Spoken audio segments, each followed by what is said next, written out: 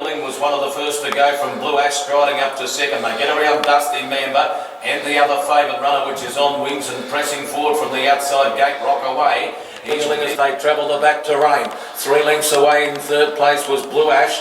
And speaking of blue, the greys underneath him, Dusty Member running fourth, a length to On Wings fifth, and they're followed two to Robbie Star. To go to the lead, On Wings is winding up, and then Robbie's a star running on, followed further back to Savage Coup making ground. Dusty Member led into the straight, he's a length in front. On Wings is trying to grow a wing and moves to Dusty Member now. Robbie Star back near the inside. On Wings went to the lead. Robbie Star trying to pick it back. Dusty Member battles on. On Wings just. Robbie Star's got alongside. On Wings, Robbie Star. Robbie Star going home to better. Robbie's the star today. Robbie won it by a head to On Wings. 3 away third, Dusty Member. Fourth between Rockaway and also the Amani. They're followed in by Entirely Perfect, who got up and actually beat half the field home.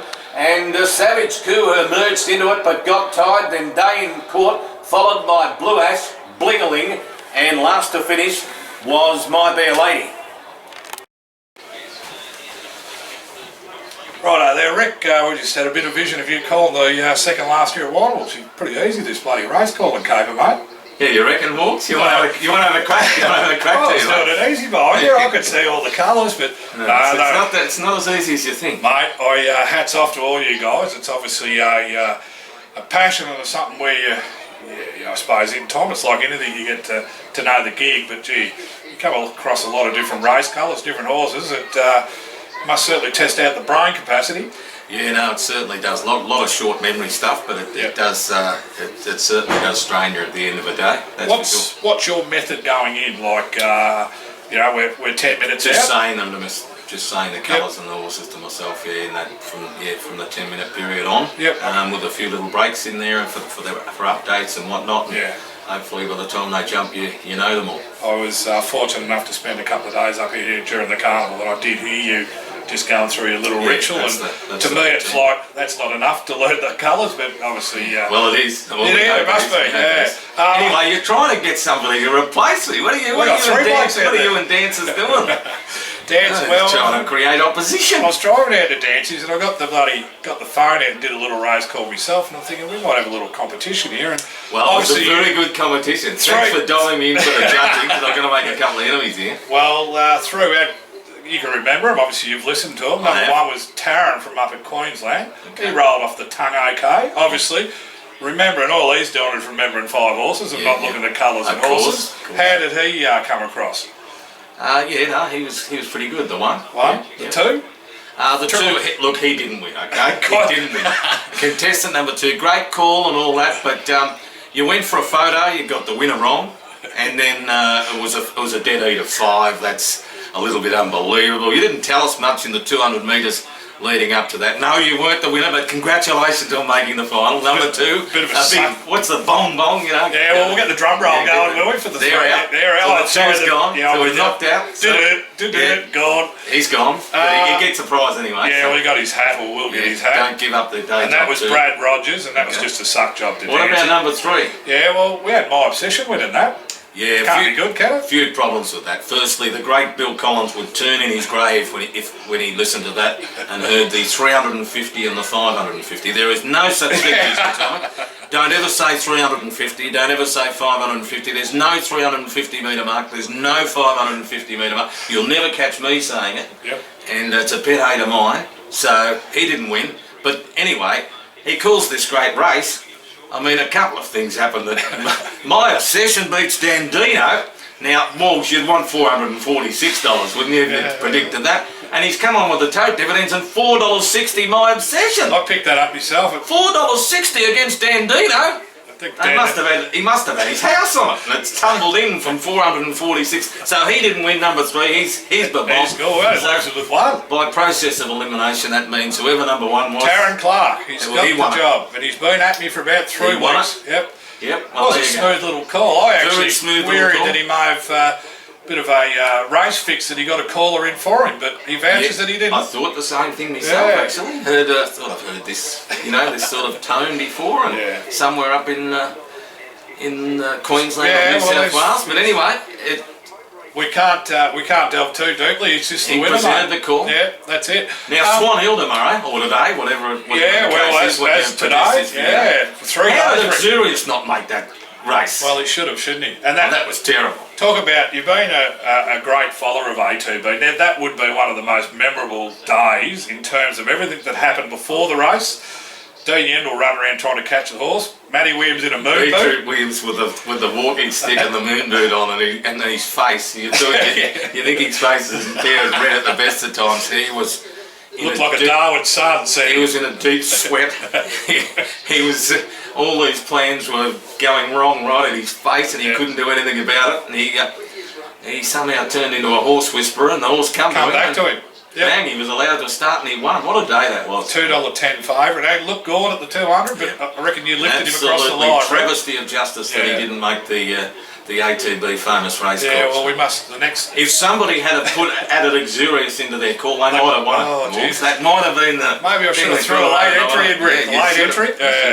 Anyway, Rick, thanks for your time. Look, you're a great follower and a great. We know when we get to Donald's and tracks like that, if we get a winner, we get some nice little. Well, our brand gets a license. Got the brand on, mate. Liz, got the brand on. Yep. All done up, all tied up. But no, you're a fantastic follower of ATB. We appreciate when we get our horses probably get a little bit more spiel than the normal. Well, and it's fantastic for our brand. I hope I get to do it over the 3 days of Swan Hill Walks. We've got 4 or 5 here, Rick, and hopefully you can. Cheers, Good mate. luck. Cheers. Welcome to ATB TV. I'm Darren Dans here with Peter Morganti. Where are we, Pete? The World Trade Centre. Yeah, I wouldn't have a clue, Darren. It's the corner of Flinders and Spencer. That's all I know. It's very late on Thursday night. We've been down here for the Group 1 Gold Mine training session. Yep. And it was insightful. It was good. Yeah. It was interesting. It was, once we got laptops working and all that. Yes, we had a bit of trouble with our operator control. Yes. But I'll tell you what, we learned a bit. Yeah, no, it was good. Obviously we've used 2 tools with it, but we learned a little bit more about the rest of the program, and it was very insightful. Yeah, well, look, we've been a big fan of 2020 and 4x4, and I think tonight that class that we attended, we learned a lot more, and we continue to use it in our yearling selection process and also our breeding process. Yeah, for sure. And the halftime snack was all right too, Darren. Yeah, well, you always judge everything by the food, Pete. Before we get onto it, Michelle Payne, great to see her out of hospital. Yep. Great to see her well. Yes. And we wish her all the best, and whether she decides to ride on or not is her decision. It's a nice little lure there, heading towards the Melbourne Cup. Well, it depends which article you read, whether she's going to make it or not. But I'd take even money about her riding again. just good to see her back out of hospital and For walking sure. around. Fit and healthy. Now, First bit of vision, Darren. Rick McIntosh. Rick. How good's Rick? Well, Rick loves ATV and we love Rick. So he went through the winner, Yeah. friend of yours. Yes, he's been out of me for 3 weeks. Well, congratulations. Taryn Clark. A McDonald's pack. Egg and bacon burger and a hash brown. Well, we can't afford to fly him down here. Well, we can. We'll give Not him on a... last week's runners, we can't. What about a hang glider? Hang glider, yeah. I think he's angry. Well, congratulations, mate. That was a really good call, actually. And I think Rick McIntosh is kind of glad he lives in a state and he can't take his job. He did say that. We're providing a bit of competition for him, but Very well done. That was a good little segment. It was really good to have a look at. Hopefully Brad Rogers and Ryan Tibby take his tearing apart their call to heart, not to heart of it. From the 350 metre mark? Yeah, and the 550. He wasn't a fan of that, was he? My obsession beat Dan Dino's a no-no. No, Just Brad, a 5-way dead eat, just doesn't happen. doesn't work. Doesn't work, Pete. But anyway, it was great. Look, that's all the good section. We're going to go through last week's runners, which is pretty disgraceful, really. A very disappointing week. Yeah. But we've got to take our medicine, Pete. The horses didn't perform. Yep. There was only 4 of them. So, Magical Millie at Geelong, yeah, we first up. go back to Magical Millie at Geelong on, was that Friday? Friday, yeah, on the synthetic, yeah. Sent out second favourite, Yeah, well back, second favourite. settled, travelled, got to the corner, Didn't try after that. went like a prick balloon. I think, yeah, well, Walker just... Probably did slower. try. Yeah. No, I was very disappointed. I don't know. I don't think that was any good. One more run, I reckon. Righto, pressure's on there. Well, I went to Waterville on Sunday and you reckon it was bad? Short espresso? Ran last. Yeah, I might have been one home. Beat one home, did it? Yeah. Well, Matty Williams was started favourite, wet track, right distance, expected to win by the stable. That horse needs cover. There was plenty of speed. He was supposed to let the speed go and settle in behind him. But no, what did he do? Charge, take on the speed, 5 wide, punches like a balloon, and then he half pulls it up and gets off and said the horse is not right. Unhappy. I'm tipping the jockey wasn't right. Unhappy trainer after the race. What do you think about the ride? We might have a pilot change for the next start. What do you think about the ride? Well, once I heard, I wasn't 100% sure of the instructions until after the race, speaking to Matthew, well, he probably didn't ride to instructions. What do you think of the ride?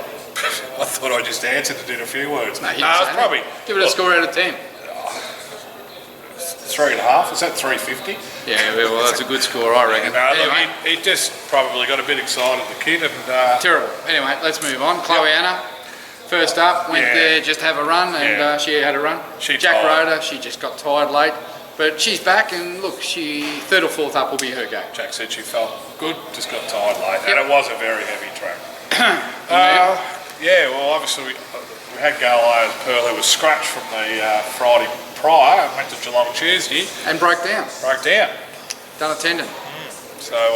unfortunate. 1-2 starts ago and just done a tendon, so his future's in doubt. Yeah, we're still waiting on... Yeah, we'll just wait for the report, but disappointing for all the owners, and something had to be wrong to get beat 20 lengths, and when Walker looked down him on the corner, I knew we were in trouble.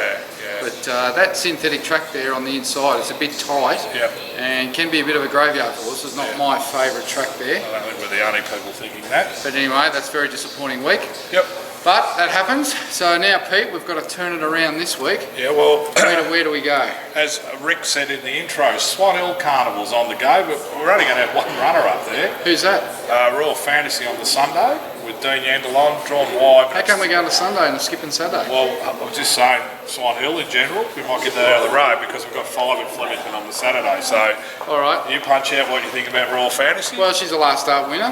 When ridden properly with cover and allowed to relax and breathe and pulled out for 1 dash over the last 400 or 500, she can get the job done. 9.75 at Swan Hill. They've missed most of the rain. That would be a concern for me that it's only going to be a dead fall.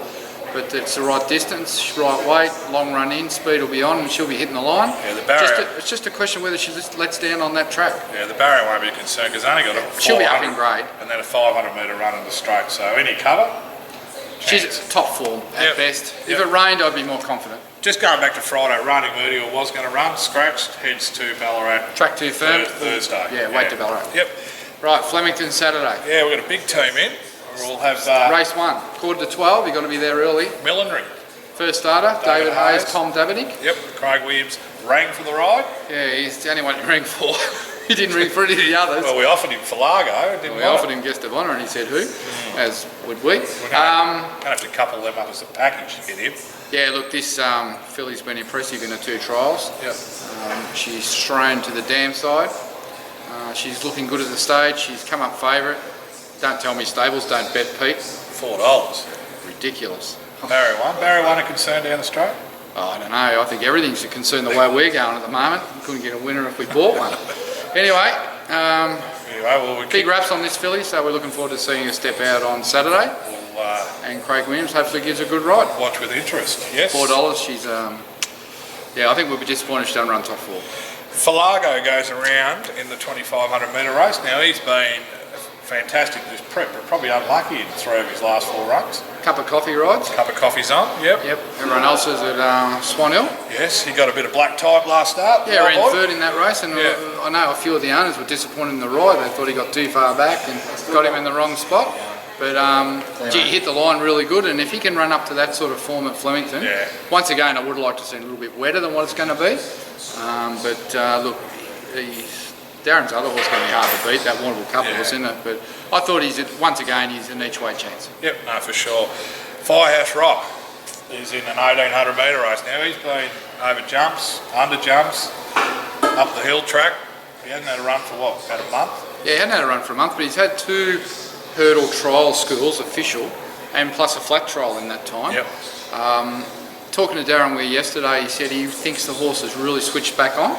He thinks that there's a lot of horses there running around that lose interest, and a couple of hurdle trials he reckons really switches them on. So he's saying that don't be surprised if he runs a bold race, but then he covered himself by saying he's non-genuine and very hit and miss. But he says if he's going to win a race, it's going to be Saturday. There's a statistic there at Flemington that says 7 starts with 0, 0, 0. Well, Weir's the leading trainer. If he gets this up, he's a genius. Yep.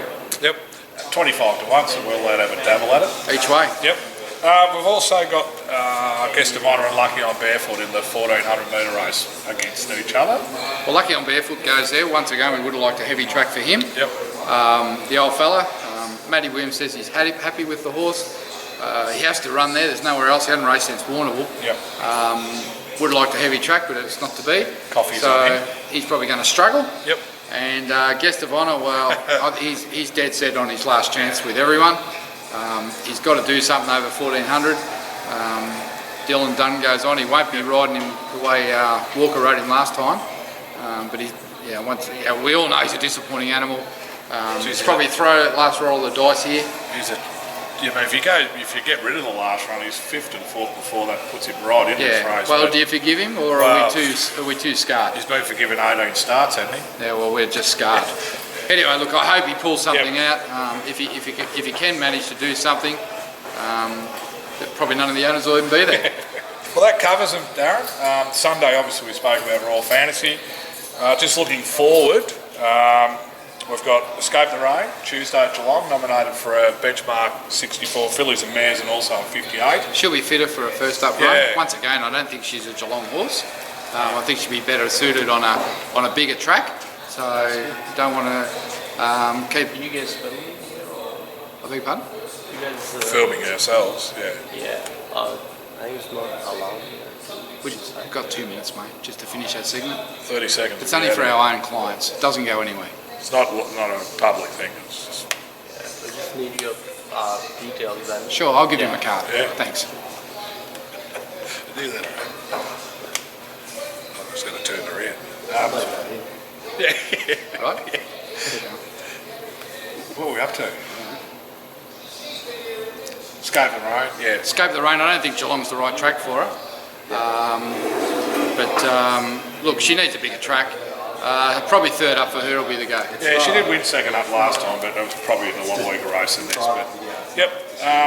Also, as the book jams up on me, we have Shiny Lass and Arizona Girl go around Wednesday in a 400 metre benchmark 78. Both fillies going really well, or mares. Really looking forward to going to Sandown Wednesday with these fillies. Both get in super order and both going to have a top chance. Yeah. Hard to split them down. I can't split them. No, I can't either. Best ride wins. Yeah, when we'll then wait until Thursday where my shiny choice will be over 1400 at Pakenham. And Can't run 1600, goes back to Pakenham on Thursday over the 1400. Robbie Griffiths gets his chance to get back in the winner's circle. And he was really good last start, so let's hope for a winner amongst that 8 or 9 runners. All right, guys, that's a big wrap here. We're about to get evicted for illegally film on public property. And until next week, Pete, enjoy. You too, May Darren. you get a winner. Cheers.